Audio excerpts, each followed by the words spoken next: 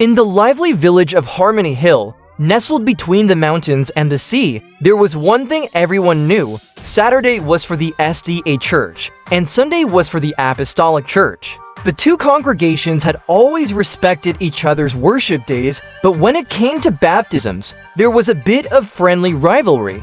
Both churches believed they had the most powerful baptisms, and they were always looking for ways to prove it. The Blue River, with its crystal clear waters and lush surroundings, was the go-to spot for baptisms in Harmony Hill. But there was a catch. The river was home to River Mumma, the guardian of water bodies. River Mumma was a mystical figure, half woman, half fish, with long flowing hair and scales that shimmered in the sunlight. She was known to be both benevolent and vengeful, depending on how you treated her river. One sunny Saturday morning, Pastor Brown of the SDA church gathered his congregation at the Blue River for a special baptism service. They sang hymns as they walked, dressed in their finest white robes, ready to welcome new members into the fold. The sun was shining, the birds were singing, and everything seemed perfect. As they arrived at the river, Pastor Brown raised his hands and began to pray. Heavenly Father, bless these waters and those who enter them today.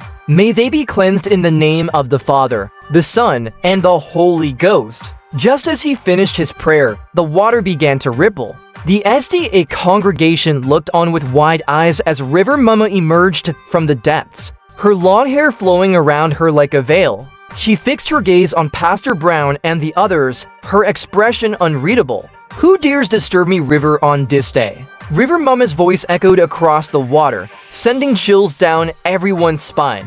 Pastor Brown, trying to stay calm, took a step forward. "We mean no harm, River Mumma. We're here to baptize our members, to cleanse them in the holy waters." River Mumma narrowed her eyes. "This is me, River, and I decide who can use it. But since you ask nicely, me will allow it. But beware if you don't show proper respect, me won't be so kind." The SDA congregation nodded vigorously, grateful for her permission. The baptism began, and everything went smoothly until the very last person was about to be baptized. Just as Pastor Brown was about to dunk Brother Roy into the water, River Mumma suddenly appeared again, this time with a mischievous grin. "Remember, Pastor," she said, "respect me, River, or there will be consequences." Pastor Brown, his hands trembling, managed to finish the baptism without incident, and the SDA congregation breathed a sigh of relief as they left the river. But as they walked away, Pastor Brown couldn't shake the feeling that River Mumma was planning something. The next day, it was the Apostolic Church's turn at the Blue River. Bishop White, ever the confident leader, led his congregation to the water's edge. Unlike the SDA, the Apostolic Church was known for its lively services, with tambourines, clapping, and plenty of hallelujahs. They wasted no time in getting the baptism started, and the riverbank was soon filled with joyous shouts and splashing water. But just as Bishop White was about to baptize Sister Mavis, the water began to ripple once more. River Mumma emerged from the depths, her eyes sparkling with mischief. "Another baptism, so soon?" she asked, her voice laced with amusement. "You apostolic folks must love me, River." Bishop White, not one to be easily intimidated, smiled and replied, "River Mumma, we're here to baptize our members in the name of Jesus. We ask you to bless these waters for us today." River Mumma raised an eyebrow. "Bless the waters, you say? Very well, me will bless them. But let's see how strong you faith really is." With a flick of her wrist, River Mumma stirred the water, causing a small whirlpool to form around Bishop White and Sister Mavis. The congregation gasped, but Bishop White held firm. "In the name of Jesus, calm these waters," he commanded, and miraculously, the whirlpool stopped, the water returning to its calm state. River Mumma smiled, impressed. "You have strong faith, Bishop.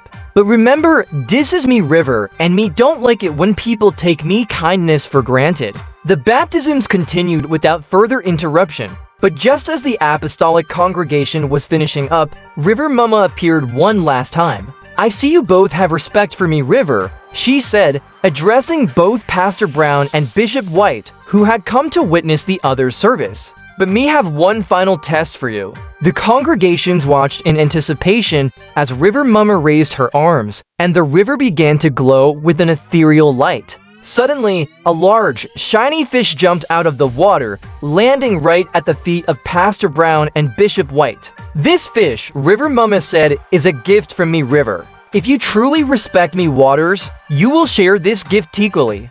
Pastor Brown and Bishop White looked at each other, then at the fish. It was a beautiful creature with scales that shimmered in the sunlight. But there was one problem: they had no idea how to split a fish that large between two congregations. Bishop White, ever the quick thinker, said, "Why don't we cook it up and share it after service? We can have a big fish fry with both churches coming together." Pastor Brown, not wanting to be outdone, agreed. "Sounds like a plan, Bishop. But me have one condition: we cook it on Saturday, right after the SDA service, and eat it before sundown."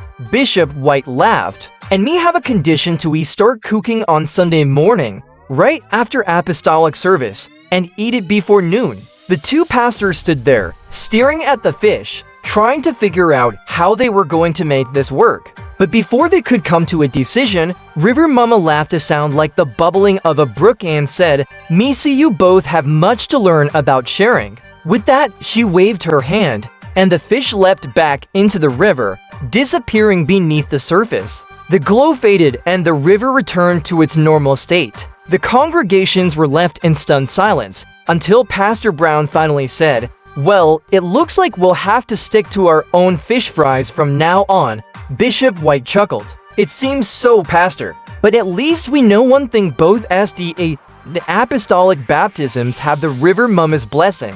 And so, the River Mumma baptism showdown ended with laughter and a lesson in humility.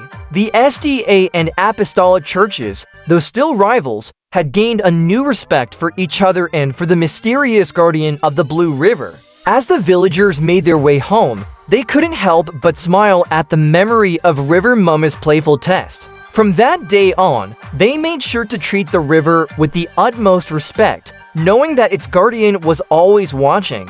And the pastors? They continued to lead their congregations, but with a little more humility and a lot more stories to tell, especially about the day they both almost shared a fish gifted by River Mumma herself.